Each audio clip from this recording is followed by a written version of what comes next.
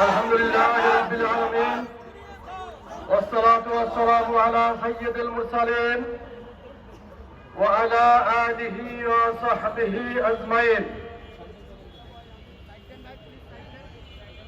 বাংলাদেশ জামাত ইসলামী ঢাকা মহানগরী দক্ষিণ কর্তৃক আয়োজিত শেরপুর ৩ আসনের আমাদের প্রান্তীয় ভাইদের উপরে হামলার প্রতিবাদে আমাদের এক ভাই হত্যার প্রতিবাদে এবং সারা বাংলাদেশের বিভিন্ন জায়গায় হামলার প্রতিবাদে আয়োজিত আজকের এই প্রতিবাদ বিক্ষোভ মিছিল সমাবেশ পূর্ব অনুষ্ঠানের সম্মানিত সভাপতি বাংলাদেশ জামাত ইসলামী কেন্দ্রীয় কর্ম পরিষদের অন্যতম সদস্য ঢাকা মহানগরী দক্ষিণের সম্মানিত নায়েবে আমির ডক্টর অ্যাডভোকেট হেলাল উদ্দিন, আজকের এই অনুষ্ঠানের সম্মানিত প্রধান অতিথি বাংলাদেশ জামাত ইসলামী কেন্দ্রীয় অ্যাসিস্ট্যান্ট সেক্রেটারি জেনারেল কেন্দ্রীয় নির্বাহী পরিষদের অন্যতম সদস্য আমাদের প্রাণপ্রিয় নেতা মাওলানা আব্দুল হালিম, আজকের এই প্রতিবাদ সমাবেশের বিশেষ অতিথি বাংলাদেশ জামাত ইসলামীর অ্যাসিস্ট্যান্ট সেক্রেটারি জেনারেল কেন্দ্রীয় নির্বাহী পরিষদের অন্যতম সদস্য অ্যাডভোকেট মোয়াজ্জেম হোসেন হেলাল সহ কেন্দ্রীয় মহানগরী নেতৃবৃন্দ, সম্মানিত বিক্ষুব্ধ জনতা, আসসালামু আলাইকুম ওয়া রাহমাতুল্লাহ।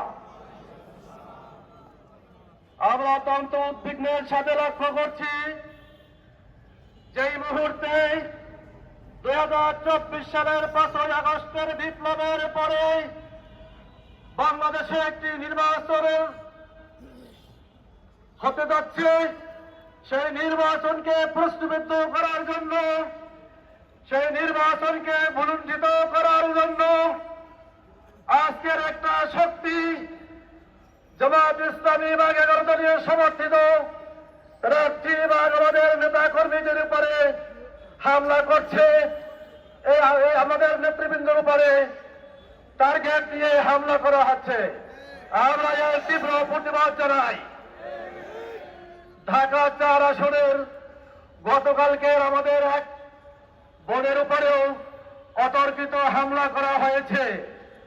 তাকে যে কায়দায় হামলা করা হয়েছে তাতে আমরা মনে করি তাকে হত্যার উদ্দেশ্যে পিছন থেকে হামলা করা হয়েছে।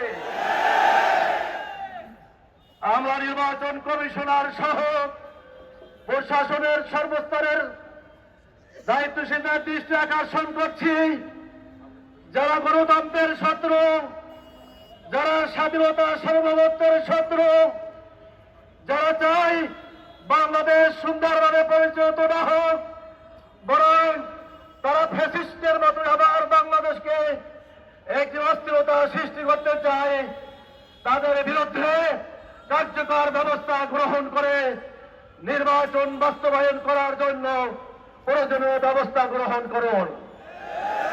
আমরা জোর দাবি জানাচ্ছি, লেভেল প্লেইং ফিল্ড কথাটা আমরা শুনছি, কিন্তু এখনো অবৈধ অস্ত্র উদ্ধার করার জন্য কার্যকর কোন ব্যবস্থা গ্রহণ করা হয়নি।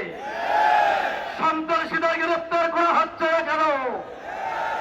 কালো টাকার ব্যবহার কাগজে কলমে না রেখে তার বাস্তব প্রয়োগ আমরা দেখতে চাই। আমরা উদাত্ত আহ্বান জানাচ্ছি সন্ত্রাসীদের গ্রেফতার করার জন্য। যারা এই সমস্ত কাজের সাথে জড়িত, প্রশাসন নিশ্চয়ই তারা দেখছেন, তারা জানেন, তাদেরকে গ্রেফতার করে আইন শৃঙ্খলা পরিস্থিতি নিয়ন্ত্রণে আনে অবাধ নিরপেক্ষ সুষ্ঠু নির্বাচনের ব্যবস্থা করুন, না হয় এই জাতি কাউকে ক্ষমা করবে না। সবাইকে ধন্যবাদ জানিয়ে আমার সংক্ষিপ্ত কথা শেষ করছি। আসসালামু আলাইকুম ওয়া রাহমাতুল্লাহ।